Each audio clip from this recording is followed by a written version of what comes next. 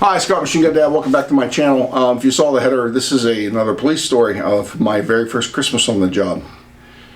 It is going to upset some of the blue hairs and some of the people nowadays because this kind of justice is not tolerated. It's Christmas. It's probably 23rd. I was either just getting off coach trainee or I was still on coach trainee. So as usual, as I talked about before, when you're on coach trainee, they put you out on midnights. We get a call to a house on the Arona Road up near North Huntington. Husband has threatened to kill wife, kidnap the kids. That's how the call came in. Well, that actually gets a corporal and 3 troopers. That's a pretty serious call. So we get there.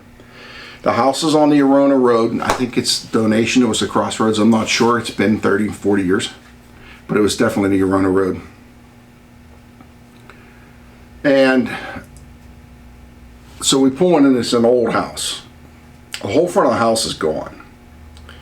Because a week before, a drunk driver had come up the Arona Road and taken the porch right off the front of the house, which caused the front door to collapse. So basically this house has got nothing but plywood and plastic on it to keep it relatively airtight in the middle of December. So that's where we get there. So we can't go in the front, we have to park in the back, and we walk down to the house. Now this was an old house, so I used to call them a root porch or a root cellar, where they had a porch and they would store like potatoes and stuff all along it, so it was kind of dirty.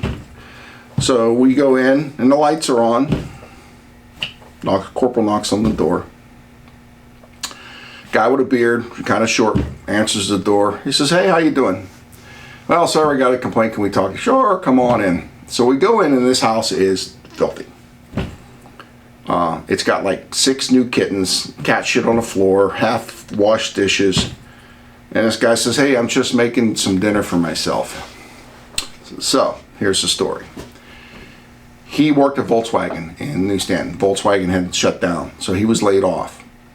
He was working 2 part-time jobs, like pumping gas and something like that, to pay the bills. He was on his way home. This is like, 12 o'clock at night. He's on his way home from his second job. He's driving up either Donation or Arona Road past a bar, and there's his wife's Bronco in the parking lot of the bar with his 2 daughters in it. It's running, they're sleeping. It is, 18 degrees outside, 20 degrees outside. So he stops, doesn't go talk to his wife, picks the kids up, brings them home, makes them something to eat, puts them in bed. His wife comes home, apparently is pissed off, and he basically tells her, "If you take the kids out in this cold, I'm going to frickin' kill you."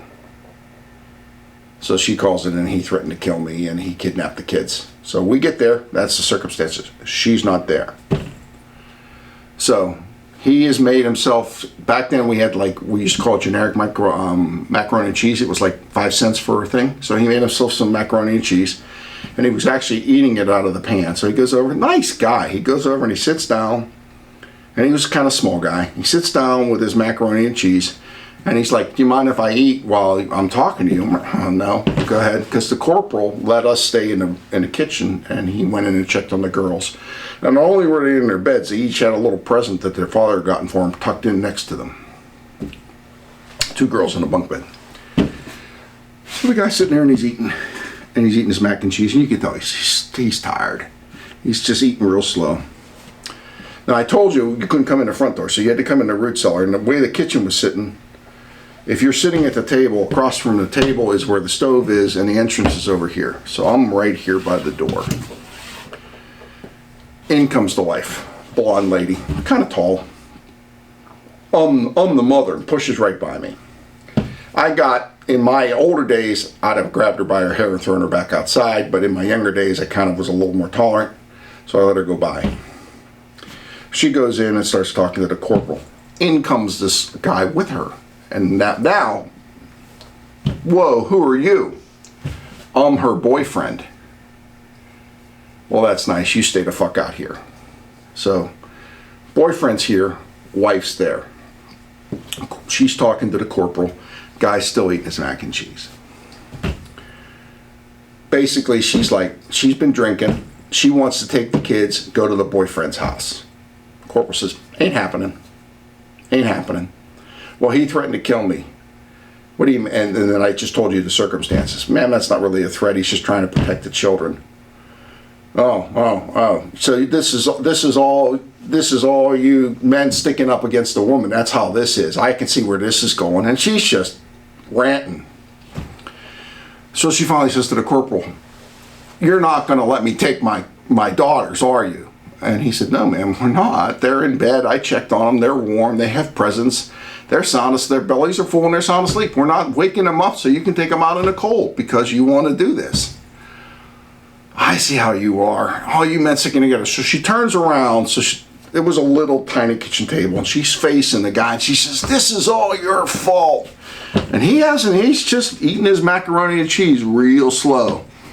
And she says, this is all your fault. You ruined my life. So he's like still eating. He's not even looking at her. He's not even making eye contact.